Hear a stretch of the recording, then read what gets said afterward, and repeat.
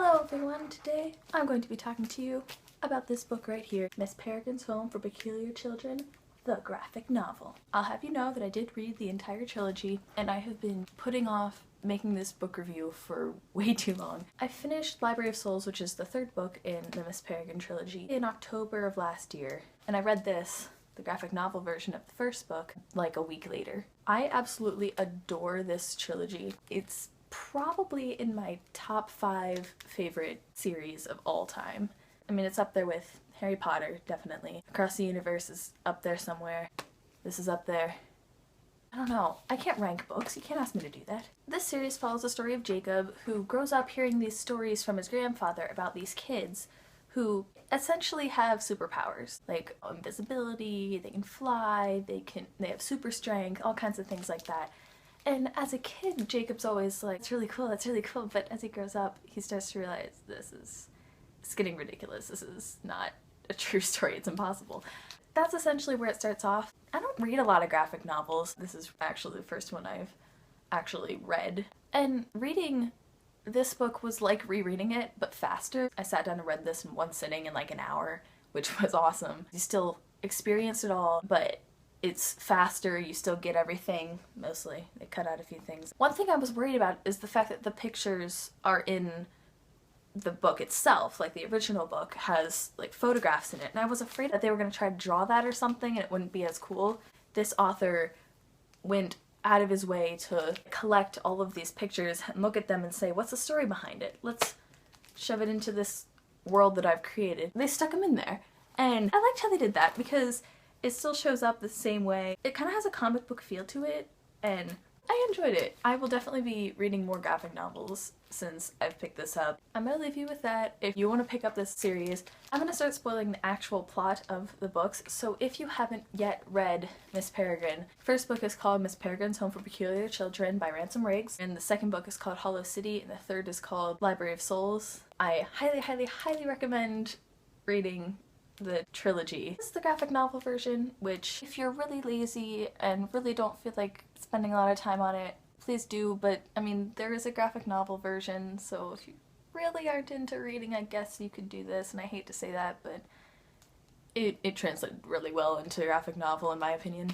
So pick up the series and then come back and finish watching and I will discuss. One thing I really did love about the graphic novel version of this series is that it translated so well, which I said earlier. The plot is dead on, down to like the point of view. Everything looks exactly like I imagined it would.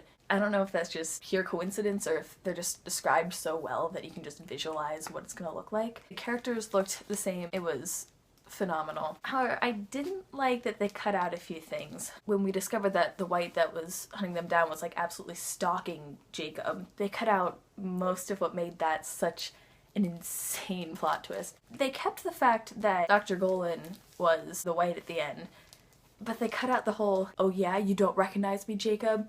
I'm your bus driver from 3rd grade. I'm the blind guy across the street.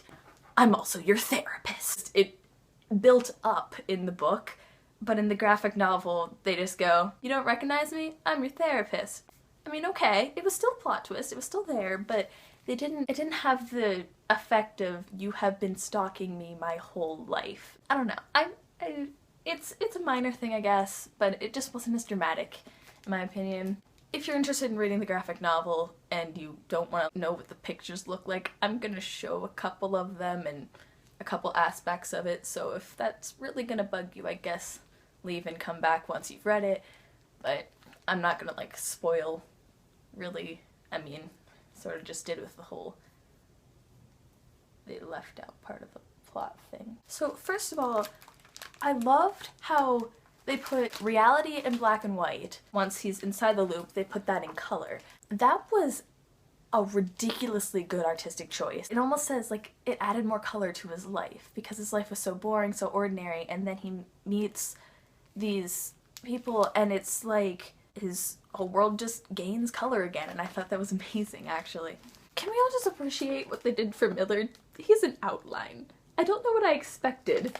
I just saw that and it just kind of made me laugh. All these characters are very diverse, and I know I talk about characters when I'm discussing literally any book. I say, you know, the characters are my favorite part. I just love characters. With these specifically, everyone's got a different personality, their own superpower and everything.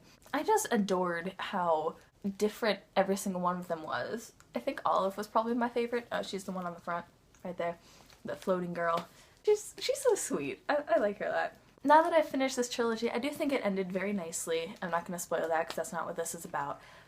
But I'm so glad to hear that Ransom Riggs is not going to leave this world behind. We spent so much time trying to build it up and learn about it and experience it, and apparently he's going to write more, not necessarily about Jacob and Emma and all these characters, but he's going to stay in this world with the loops and the Imbrins. That's how you pronounce it. You learn that in the third book. Imbrin, Y-M-B-R-Y-N-E, Imbrin. Remember that, because I'm really bothered by the fact that we didn't get to learn that till the third book. It's not even a plot point, you just have to kind of read it and go, Yimbrine? I don't know. There you go. Pro tip for when you're reading it. Highly, highly, highly recommend. Clearly, I don't make a lot of video reviews. I really should, but I just either don't have time or don't think about it. It's absolutely fabulous. It deserves so much more in popularity than it has. It's incredible. Pick it up, read it, love it, etc, etc. And that's all I have to say. That's all I have to say about this book. They're making a movie that's being released in March and I am beyond excited. It's got like a fantastic cast. Visually, I haven't seen a lot of them act, but visually they look just like I imagined. I mean, if you want to see more reviews from me, I reviewed The Theory of Everything, which I will link in this general area. I actually got some more books from this author, J.J. Johnson, and I'm very excited to read. And subscribe if you want to. It's really a fancy bookmark, but you know. If I left out anything that you want to discuss, leave a comment, feel free to agree, disagree. I will see you the next time I read a fabulous book. So long.